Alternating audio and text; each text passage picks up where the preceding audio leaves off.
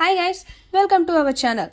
వెళ్లే ముందు house mates మధ్య పెద్ద చిచ్చు పెట్టి వెళ్లిన సృష్టి వర్మ ఈ సీజన్ బిగ్ బాస్ హౌస్ లోకి అడుగుపెట్టిన సెలబ్రిటీలతో మంచి స్ట్రాంగ్ కంటెస్టెంట్ గా అనిపించుకున్న వారిలో సృష్టి వర్మ కూడా ఒకరు. ఎందుకంటే ఈమె జానీ మాస్టర్ లాంటి టాప్ మోస్ట్ కొరియోగ్రాఫర్ మీదనే ధైర్యంగా కేసు వేసి అతనిపై పోరాటం చేసి సంచలనం రేపింది. అలాంటి సృష్టి వర్మ బిగ్ బాస్ హౌస్ లోకి వచ్చిన తర్వాత బోలెడని గొడవలు పెట్టుకుంటుంది. ఆడియన్స్ కి కంటెంట్ బీభత్సంగా ఇస్తుందని అందరూ అనుకున్నారు, కానీ అది జరగలేదు. ఆమె హౌస్లో ఉన్న ఈ వారం రోజులు మంచిగానే నడుచుకుంది, పెద్దగా గొడవలు పెట్టుకోలేదు.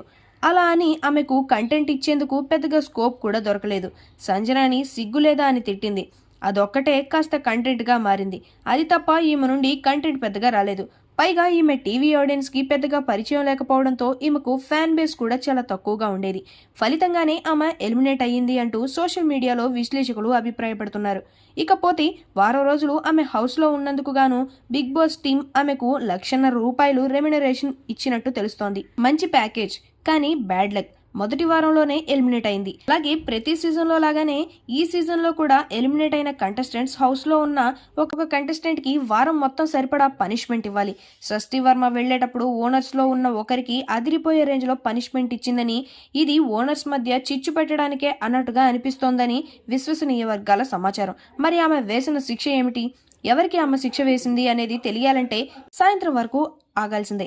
అందుతున్న సమాచారం ప్రకారం మాస్క్ మ్యాన్ హరీష్ కి శిక్ష వేసినట్లు తెలుస్తోంది. ఈ వీడియో మీకు నచ్చినట్లయితే లైక్ చేయండి, షేర్ చేయండి, సబ్స్క్రైబ్ చేయండి. Thanks for watching.